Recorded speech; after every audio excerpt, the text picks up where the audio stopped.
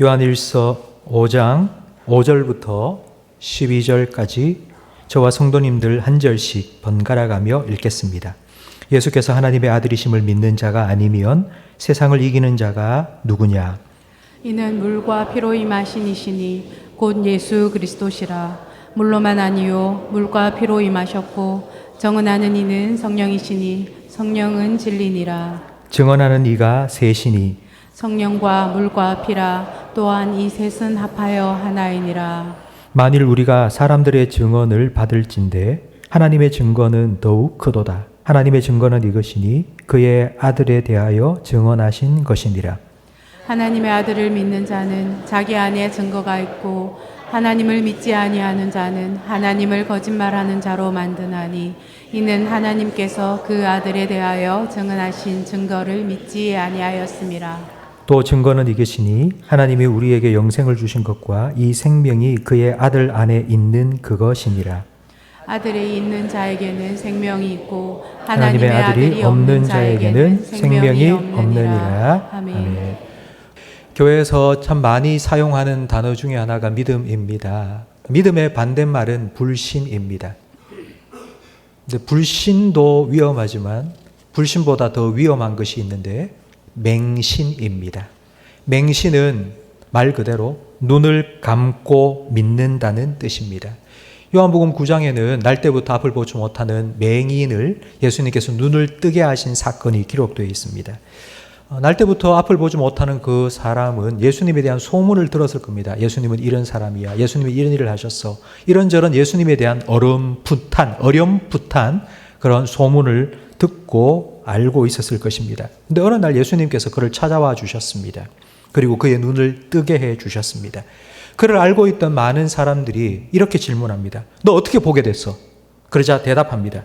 예수라는 사람이 내게 찾아와서 진흙을 이겨 눈에 바르고는 실로암 못에 가서 씻으라고 했는데 그대로 했더니만 갑자기 눈이 보이기 시작했어. 사람들이 이렇게 말합니다. 예수? 그 예수라는 사람은 그 죄인이야. 안식일도 어기고 하나님을 모욕한 죄인인데 네가 죄인한테 그런 치료를 받았단 말이야? 눈을 뜬 사람이 난 몰랐는데. 예수가 그런 죄인이라는 건 난 몰랐는데. 그런데 어떻게 죄인이 눈을 뜨게 할 수 있어? 그건 하나님만 하실 수 있는 거 아니야? 눈을 뜨는 기적을 체험했음에도 이 사람은 예수님을 믿지 못했습니다.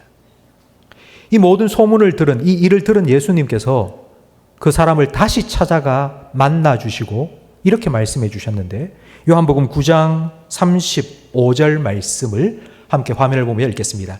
예수께서 그들이 그 사람을 쫓아냈다 하는 말을 들으셨더니 그를 만나사 이르시되 내가 인자를 믿느냐 대답하여 이르되 주여 그가 누구시오니까 내가 믿고자 하나이다. 예수께서 이르시되 내가 그를 보았거니와 지금 너와 말하는 자가 그이니라. 이르되 주여 내가 믿나이다 하고 절하는지라. 아멘. 선천성 시각장애가 치유되는 기적을 체험했기 때문에 예수님을 믿게 된 것이 아닙니다. 기적을 체험해서 예수를 믿게 된 게 아니고요. 눈을 뜨고 예수님 만나서 예수님 보고 예수님께 듣고 그리고 예수님을 믿게 되었습니다. 눈을 떠야 믿을 수 있습니다. 눈을 떠야 볼 수 있고 보아야 알 수 있고 알아야 믿을 수 있습니다. 덮어놓고 믿을 수 없습니다.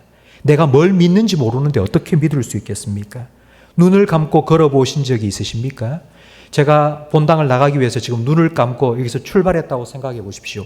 제가 어떻게 될까요? 계단에서 한번 넘어질 거고요. 또 의자에 부딪혀서 또 한번 넘어질 거고요. 잘 거둘 수가 없습니다. 눈을 뜨고 목적지를 분명히 바라보기 때문에 거기에 가까이 갈 수 있는 겁니다. 눈을 감으면 가까이 갈 수 없습니다. 믿음이 생기지 않습니다. 요한복음 17장 3절 말씀에 영생은 곧 유일하신 하나님과 그가 보내신 자 예수 그리스도를 아는 것이라고 말씀합니다. 우리가 예수님을 알아야지 참 믿음을 갖게 되고 그 믿음이 있어야지 우리는 영생을 얻게 됩니다. 하나님께서는 우리에게 믿음을 요구하십니다. 히브리서 11장 6절 말씀에 믿음이 없이는 하나님을 기쁘시게 할 수 없다고 말씀하시면서 믿음이 무엇인지를 설명해 주는데 하나님이 계신다는 것을 믿어야 하고 또 그 하나님께서 자기를 찾아오는 자에게 복 주시고 은혜 베푸시는 분이심을 믿어야 한다고 말씀합니다. 하나님께서는 우리에게 믿음을 요구하십니다. 그런데 하나님께서는 무조건 믿어라 하시지 않고 뭘 믿어야 되는지, 누구를 믿어야 되는지 우리한테 자세히 기록해 주셨습니다. 오늘 본문 9절 말씀을 우리 화면을 보면서 함께 읽겠습니다. 만일 우리가 사람들의 증언을 받을진대 하나님의 증거는 더욱 크도다. 하나님의 증거는 이것이니 그의 아들에 대하여 증언하신 것이니라. 사람의 증거도 있고요. 그리고 하나님의 증거도 있습니다. 사람의 증거는 철석같이 믿습니다. 그런데 하나님께서 주신 증거, 자기 아들에 대해서 하나님께서 우리에게 주신 이 하나님의 증거는 잘 믿지 않으려고 합니다. 사람의 증거를 얼마나 잘 믿는지 한 가지 예를 들어보겠습니다. 고구려 백제 신라 삼국을 통일한 신라의 장군이 김유신이라는 걸 우리는 알고 있습니다. 여러분 그걸 어떻게 알게 되었죠? 우리는 학교에서 국사 시간에 배웁니다. 그런데 왜 국사 시간에 김유신이 삼국을 통일했다는 것을 가르칠까요? 역사 기록에 남겨져 있기 때문에. 우리나라의 최초의 정사로 인정되는 역사책이 바로 삼국사기입니다. 삼국사기에 고구려 백제 신라가 있었고 그리고 거기에 한 장군 김유신이 나와서 삼국 통일했다고 기록되어 있기 때문에 사람들은 그걸 사실로 인정하고 모든 학교에서 역사로 가르치고 배운 우리 모든 사람들은 아, 그렇지라고 알고 그렇다고 믿게 된 것입니다. 그런데 여러분, 삼국사기는 언제 기록되었을까요? 어느 시대에 기록된 것일까요? 고려시대입니다. 고구려 백제 신라가 세워진 때로부터 800년, 900년 후에 고려의 김부식이라는 사람이 이 삼국사기를 기록해 놓았는데 800년, 900년 전에 기록한 그 기록을 보면서 아, 이게 역사라고 우리는 인정하고 배우고 알고 믿게 된 겁니다. 사람의 증거는 이렇게 철석같이 믿고 있습니다. 그런데 이 성경은요? 하나님께서 예수님에 대해서 기록해 놓은 하나님의 증거인 이 성경을 우리는 어떻게 받아들입니까? 성경은 예수님에 대해서 세 가지 증언을 하고 있습니다. 오늘 보면 6절 말씀을 함께 읽겠습니다. 이는 물과 피로 임하신 이시니 곧 예수 그리스도시라. 물로만 아니요 물과 피로 임하셨고 증언하는 이는 성령이시니 성령은 진리니라. 증언하는 이가 셋이니 성령과 물과 피라. 또한 이 셋은 합하여 하나이니라. 아멘. 먼저 6절 말씀에 보면 물과 피로 임하셨다고 되어 있는데 임했다는 말은 하나님께서 보내셔서 이 땅에 실존하는 인물로 저처럼 여러분처럼 이 땅에 태어나서 살아가고 있는 바로 이런 모습으로 예수님께서 이 땅에 오셨다는 겁니다. 예수님께서 이 땅에 오신 건 역사적인 사실이라는 것을 임하셨다로 표현한 것입니다. 그리고 제일 마지막 8절에 이 셋은 합하여 하나이니라. 성령과 물과 피, 이 셋이 합하여 하나다. 이 말은요, 성령과 물과 피가 하나다. 이 뜻이 아니고요. 성령이 증거하는 것과 물이 증거하는 것과 피가 증거하는 그 증언이 똑같이 하나로 합일된다. 똑같은 말을 하고 있다는 의미입니다. 증언이 일치한다는 뜻입니다. 그럼 먼저 첫 번째 증거.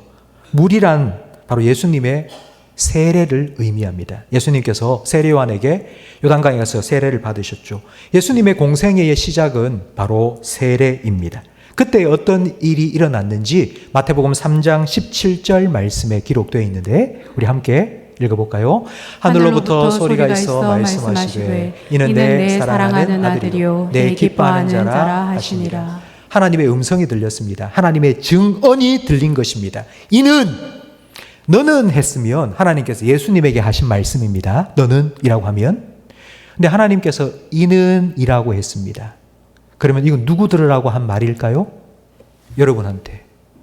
예수님이 세례받는 광경을 지켜보고 있는 모든 유다 백성들에게 하나님께서 들으라고 증언하신 겁니다. 이는 내 아들이라고. 이렇게 예수님께 세례를 준 세례 요한도 예수님에 대해서 한 가지 증언을 했는데요.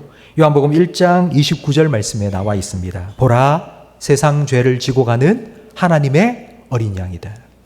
아니, 하나님의 아들이 사람이 되었는데 그 사람이 된 목적이 뭐냐 하면 세상 죄를 지고 가는 하나님의 어린 양이라는 거예요.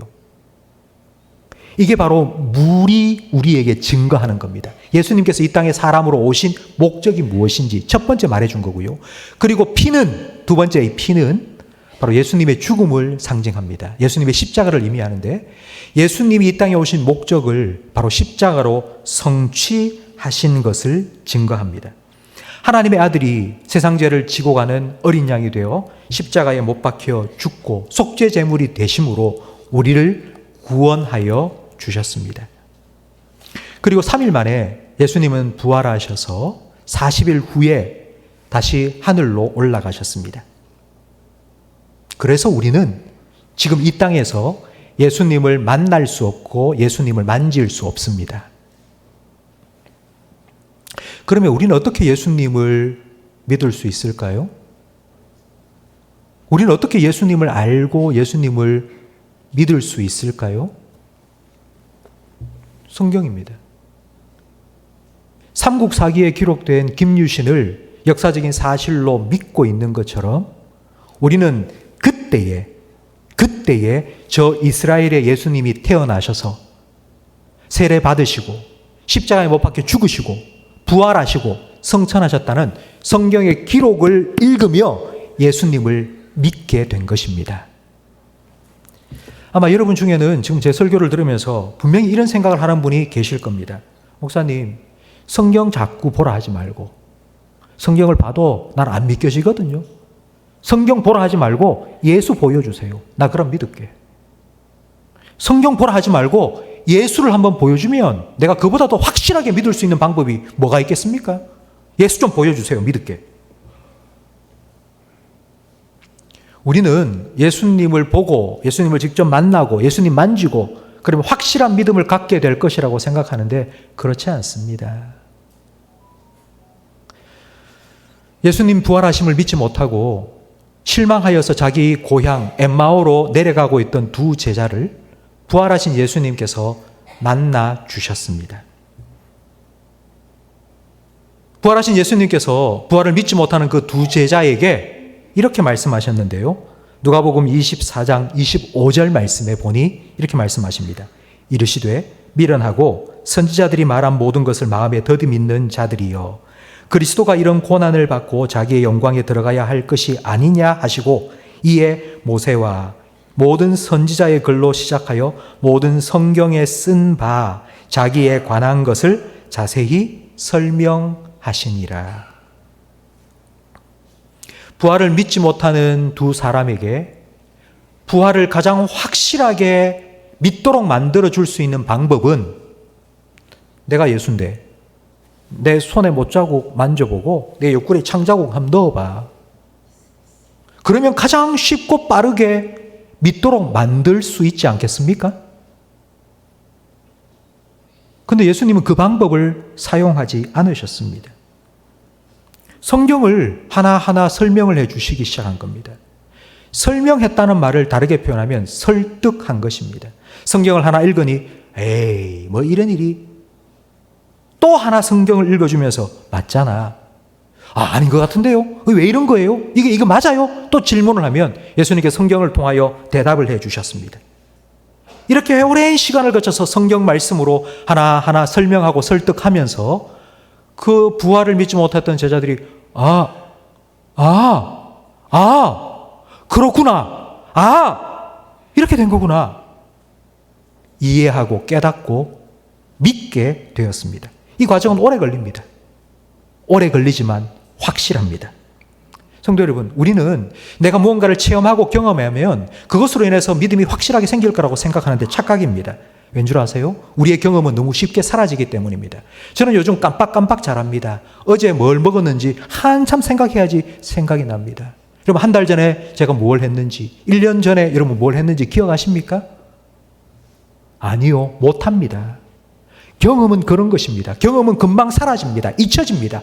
경험에 의지한 믿음도 경험과 함께 사라집니다.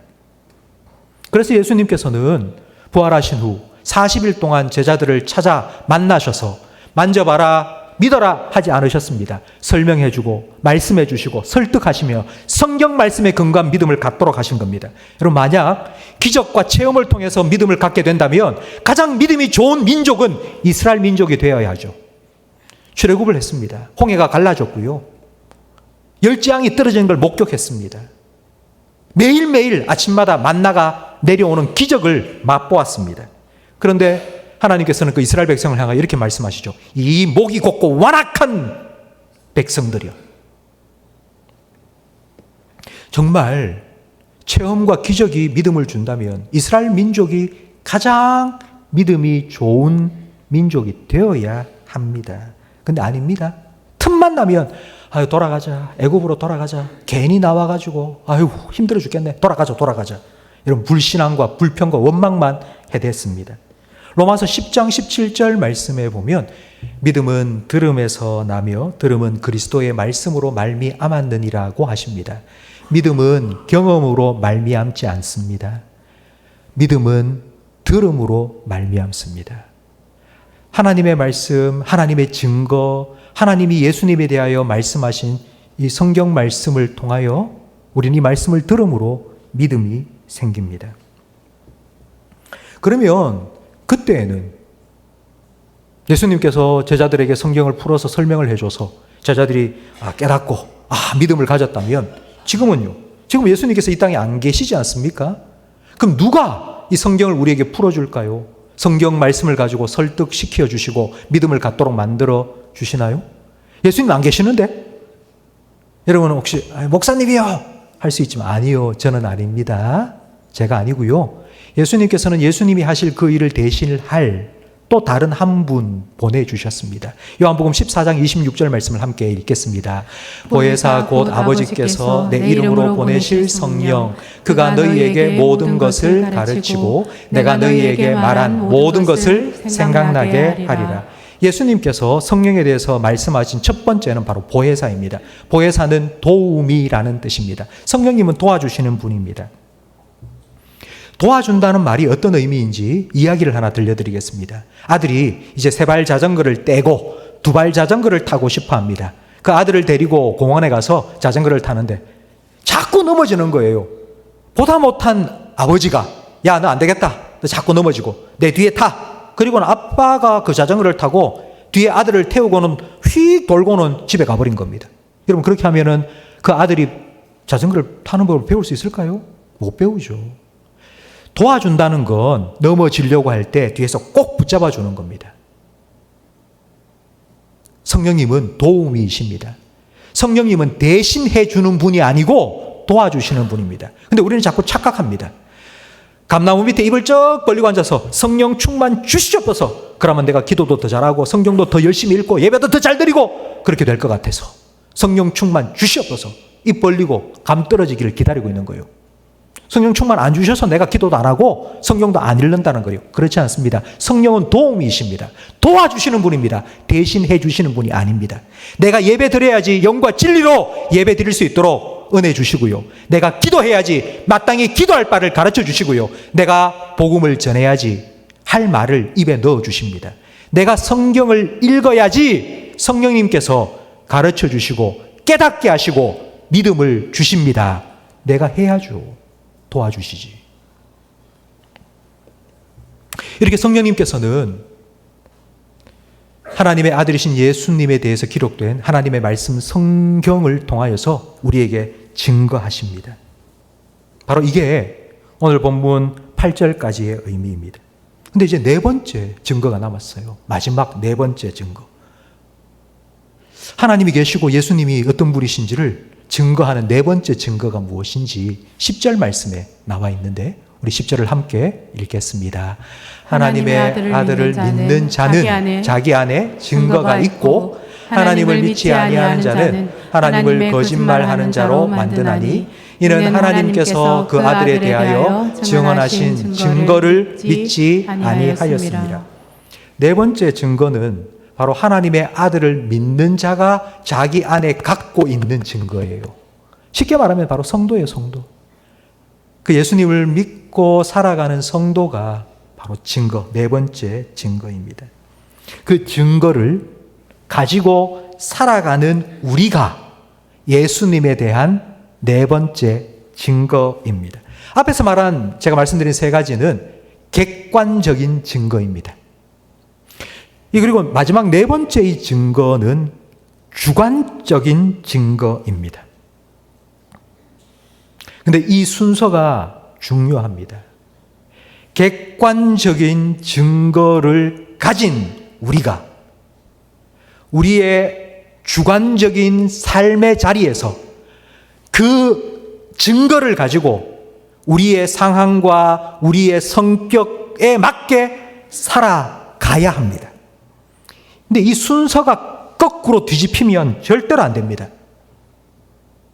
이 순서가 거꾸로 뒤집히면요, 주관적인 믿음과 체험으로부터 시작해서 객관적인 믿음으로 갈 수 없습니다. 주관적인 체험과 믿음에서 시작되면 어떻게 되느냐면 내가 복음이 됩니다. 성경에는 마가복음, 누가복음은 있습니다. 그런데 내가 복음은 없습니다. 그러면 내가 복음은 누가 쓴 걸까요? 내가 썼습니다. 그럼 그 내가 복음에 나오는 분은 누굴까요? 내가 복음에 나오는 그 하나님과 예수님은 어떤 분일까요? 내 입맛에 맞는, 내가 생각해서 이런 하나님이면 좋겠다 싶은 대로 내가 쓴 거예요.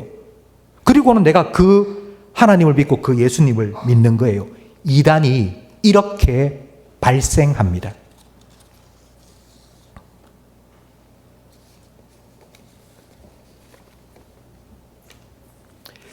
성도 여러분, 오늘 본문 10절 말씀에 보면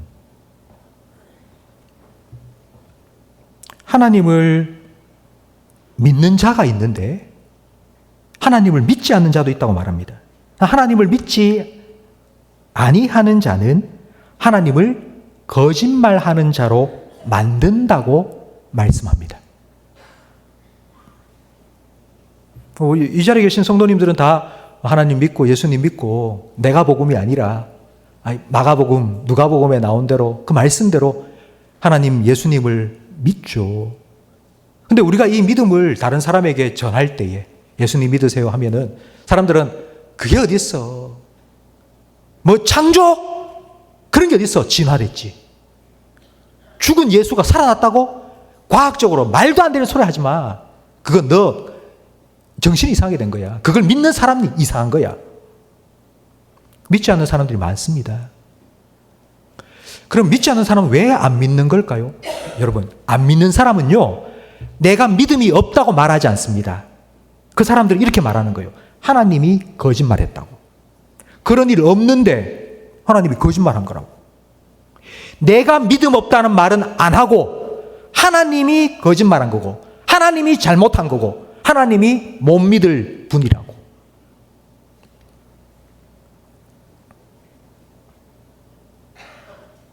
그래서 하나님 말고 다른 믿을 만한 것을 찾기 시작한 거예요. 자기가 원하는 신을 만든 거예요. 내가 믿을 만한, 내 수준에 맞는, 내가 마음대로 이렇게 저렇게 할 수 있는 그런 신들을 사람들은 만들기 시작한 거예요. 전 세계 나라 중에 신이 가장 많은 나라가 어디일까요? 인도입니다. 인도. 인도 하면 제일 먼저 떠오르는 동물이 있죠? 소. 인도는 소를 신성시 여기고 소고기를 안 먹습니다.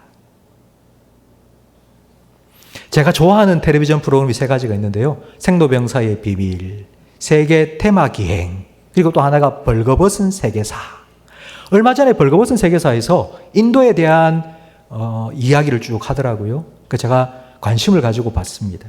근데 이 소에 대한 얘기를 하는 거예요. 왜 인도 사람이 소를 신처럼 떠받들고 있을까? 여러분 어떻게 생각하세요? 소가 아주 신성한 뭔가 의미가 있기 때문에, 종교적인 이유 때문에 소를 신으로 받들어 섬긴다고 생각하시죠? 아니요. 그렇지 않습니다. 인도는 여러 민족이 함께 모여 이룬 나라입니다. 하도 전쟁을 많이 하니까 전쟁할 때마다 사람도 죽지만 소도 많이 죽은 거예요. 소가 죽으면 인도는 농사를 지어 먹고 살아야 되는데 농사를 지을 수가 없어요. 그래서 여러 민족 족장들이 함께 모여서 우리가 전쟁을 하더라도 소는 죽이지 말자. 그럼 어떻게 소를 안 죽일까? 소를 신이라고 가르치자. 백성들에게 이 소는 아주 신성한 동물이라고, 신이라고 그렇게 막 가르치기 시작한 거예요. 그때부터 인도 사람들은 소를 신으로 받들고 전쟁을 하더라도 사람은 죽이지만 소는 죽이지 않은 거예요.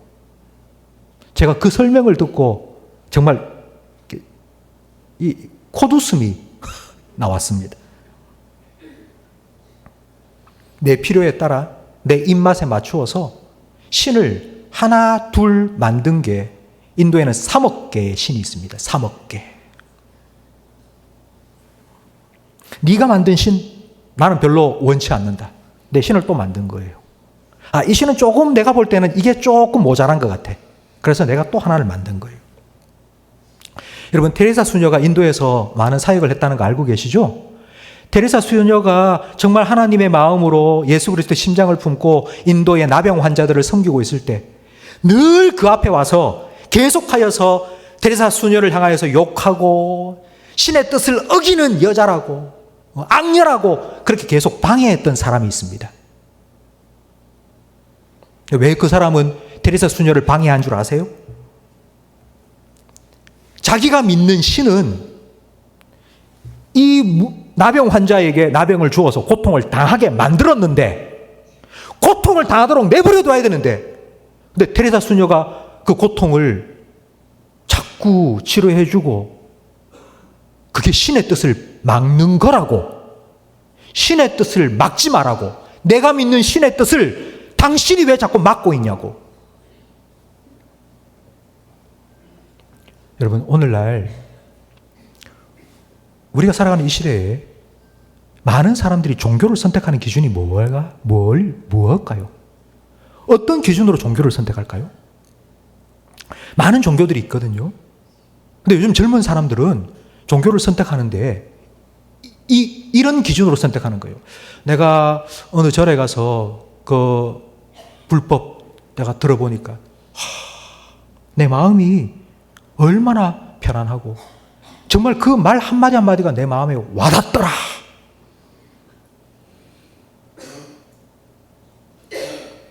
그게 진리냐 아니냐는 중요한 게 아니에요. 정말 내 마음에 와닿더라. 내가 듣고 있으니까 마음이 편안한 게, 석가모니가 그렇게 출가를 해서 그 고생한 그 모습을 보니까 지금 내 모습과 같고, 그래서 내가 너무너무 마음에 감동이 되더라. 그게 종교를 선택하는 기준이에요. 믿음을 갖는 기준이에요.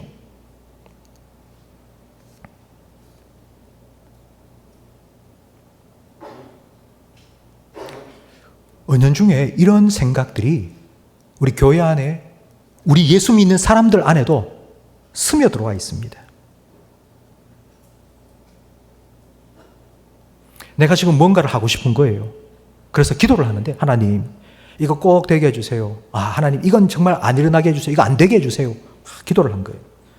오랫동안 기도하다 보니까 지금 내가 생각하고 있는 이렇게 되어야면 좋겠다, 이렇게 되어야 된다 라는 내 생각이 이제 오랫동안 기도하면서 하나님의 뜻으로 둔갑을 한 거예요. 그런 확신을 갖게 된 거예요. 그래서 이렇게 하는 게 하나님의 뜻이라고, 하나님께서 이렇게 하면 안 된다고 하셨다고. 저는 그런 말씀을 하시는 분들 보면 너무 부럽습니다. 믿음이 얼마나 좋은 분들이 이게 하나님의 뜻이라고. 그럼 저는 이런 질문을 하고 싶은 거예요. 그러면 이게 하나님 뜻이다라고 말하시는 그분에게, 그럼 옆에 있는 다른 사람이 내가 생각할 때 이게 하나님의 뜻입니다라고 말하면 그 말에 아멘 하고 그렇게 따르겠냐고. 그럼 아니라고 할 거예요. 왜? 그건 그 사람 생각이고. 내가 믿는 하나님이 최고고 내가 생각한 그 믿음이 최고고, 여러분 이게 과연 하나님 보시기에 옳은 믿음일까요? 예수님께서는 뜻이 하늘에서 이루어진 것처럼 땅에서 이루어지게 해달라고 기도하라고 가르쳐 주셨어요. 그럼 우리는 이렇게 기도해야 되겠죠. 하나님, 내가 지금 이거 하고 싶습니다. 내가 이거 하는 동안 내가 하는 이 일을 통해서 하나님 뜻이 이루어지게 해주세요. 하나님, 내가 이걸 하는데 하나님, 만약 이게 하나님 뜻이 아니라면 하나님 막아주세요. 내가 무엇을 선택하고 가든지 간에 모든 것 합력하여 선을 이루시는 하나님께서 나와 함께 하셔서 하나님의 선한 뜻을 내 삶 가운데, 그리고 내가 하는 이 모든 일들 가운데 이루어 주세요. 이게 하나님의 뜻이 하늘에서 이루어진 것처럼 땅에서도 이루어지게 해달라는 기도가 아니겠습니까? 근데 우리는 너무나 쉽게 말하는 거예요. 내가 생각하고 있는 게 하나님의 뜻이라고. 여러분, 진리는 반드시 객관성이 담보되어야 합니다. 진리는 객관적이어야 합니다. 여러분, 제가 지금 이 컵 뚜껑을 들고 있는데요. 제가 이걸 놓으면은 땅에 떨어집니다. 한국에서 컵 뚜껑을 떨어뜨리면 땅에 떨어지거든요. 근데 일본에 가서 컵 뚜껑을 딱 놓으니까 올라가요. 미국에 가서 컵 뚜껑을 딱 놓으니까 갑자기 옆으로 휙 가는 거예요. 브라질에 가서 컵 뚜껑을 딱 놓으니까 그 자리에 탁 멈춰 있는 거예요. 그렇지 않죠? 한국에 가도, 일본에 가도, 브라질 가도, 미국에 가도 컵 뚜껑을 딱 놓는 순간 떨어져야 됩니다. 이걸 우리는 만유 인력의 법칙, 이게 진리예요. 동서고금, 언제 어디서나 변함이 없는 거예요. 그게 진리예요. 내가 생각해서 맞다가 아니고 하나님께서 말씀하신 것에 근거해서, 하나님께서 우리에게 보내신 그 예수 그리스도를 통해서 하나님께서 우리에게 보여주신 그 하나님의 뜻이 무엇인지를 우리가 진리로 삼고 그게 맞추어 가는 거예요.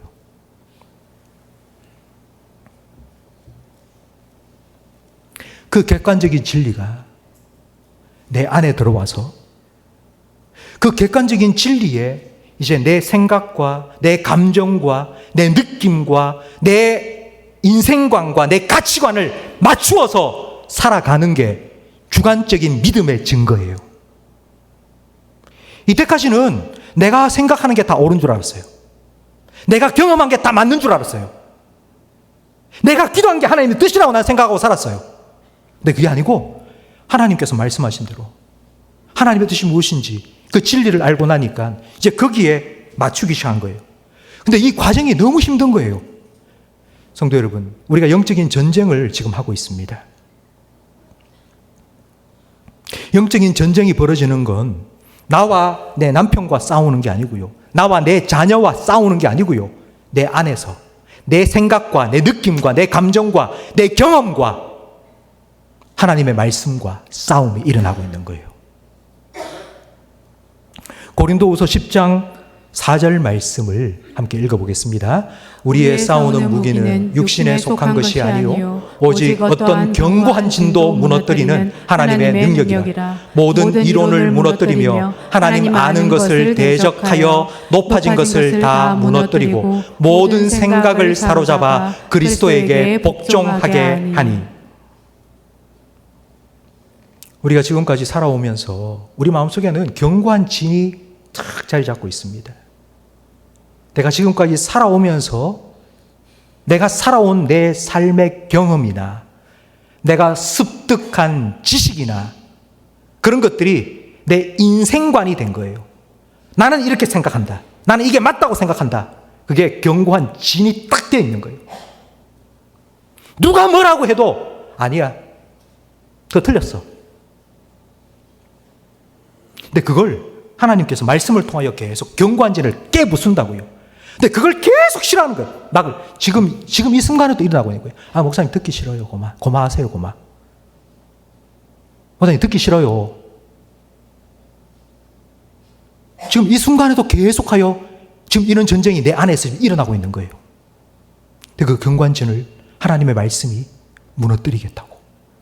그 모든 생각을 사로잡아 그리스도 예수에게 복종시키게 만들겠다고. 그러면 그렇게 살아가는 그 사람의 모습이 믿음의 마지막 네 번째 증거. 바로 주관적인 성도의 삶의 증거입니다. 성도들, 우리는 예수님 믿죠. 우리는 다 예수님 믿습니다. 하나님 믿고 예수님 나의 주님이라고 인정하고 하나님이 천지 만물을 창조하시고 그리고 우리의 인도자가 되시고 우리 아버지 되심을 우리는 다 믿고 삽니다. 근데 그 믿음이 증거로 나타나야 된다고 오늘 성경은 우리에게 말씀하고 있습니다. 그럼 그건 어떤 걸까요? 내 기준이 아니라 그 하나님 말씀의 기준에 맞추어서 살아가는 것. 그 다른 말로 하면 예수님을 나의 주님으로 인정하고 살아가는 거죠. 이때까지는 내가 원하는 대로 살아왔으니까. 내가 예수님이 나의 진리고 예수님이 나의 구원자고 예수님이 나의 주님이라는 걸 믿고 그 예수님께 맞추어 살아가는 것. 그거는요, 이런 거예요. 육지에 배가 하나 이제 줄로 묶여 있어요. 바다에. 저 육지에 묶여 있는 줄이 있는데 그 배에 타고 있던 사람이 그 줄을 잡아당기는 거예요. 그러면 이제 배가 점점 육지로 다가가겠죠? 근데 그 줄을 당기고 있는 사람이 이렇게 착각할 수 있습니다. 야, 내가 육지를 끌어당기고 있다. 내가 막 잡아당기니까 육지가 나한테 쑥쑥 다가온다. 그럴 수 있습니다. 근데 그게 아니고 실제로는 당기면 내가 다가가는 거죠. 내가 점점 육지로 가까이 가는 거죠. 우리가 하나님 믿고 예수님을 주님으로 인정하고 살아가는 건요, 하나님을 내 하나님으로 만드는 게 아니라 내가 하나님 백성이 되어가는 겁니다.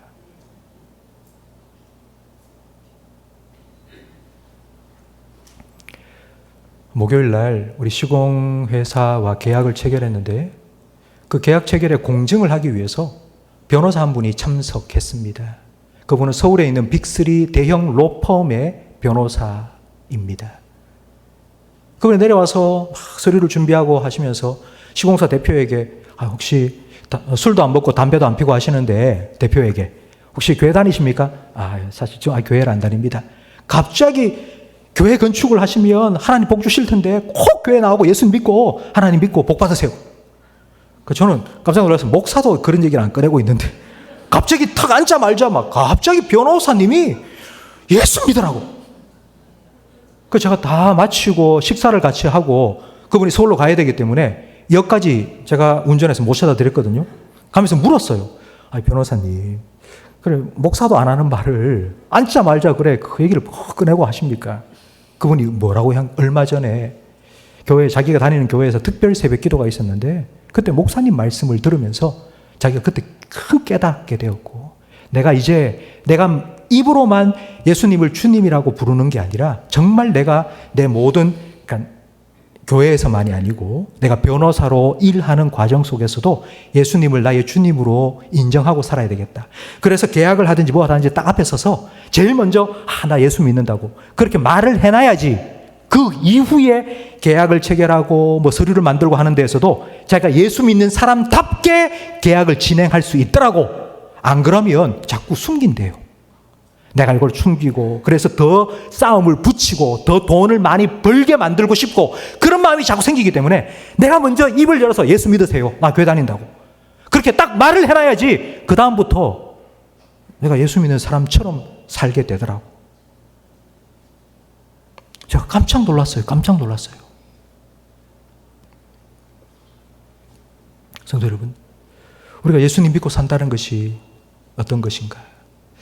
우리가 정말 예수님을 믿고 예수님을 따르고 예수님을 주님을 인정하고 살아가기를 원하는데 그 전에 저는 먼저 우리가 예수님을 더 알아가는 게 좋겠다고 생각이 됩니다. 예수님이 어떤 분인지를 더 알아가고 우리가 눈을 좀 뜨고요. 성경을 읽고 성경 말씀을 통해서 과연 예수님이 어떤 분인지 그 예수님을 알아야지 우리가 그 예수님을 닮아갈 거 아닙니까? 눈을 감고 있으면 어떻게 예수님을 알 수가 있겠고 어떻게 그 모르는 예수님을 우리가 닮아가고 믿을 수 있겠습니까? 그래서 우리는 계속하여서 오늘 주보 사회도 나왔지만 우리 111 성경 통독 계속하고 있습니다. 그리고 매일 성경을 통하여 말씀 묵상도 하고 있고 성도 여러분 함께 동참해 주십시오. 예수님을 더 알아가는 일에 힘써 주시고요.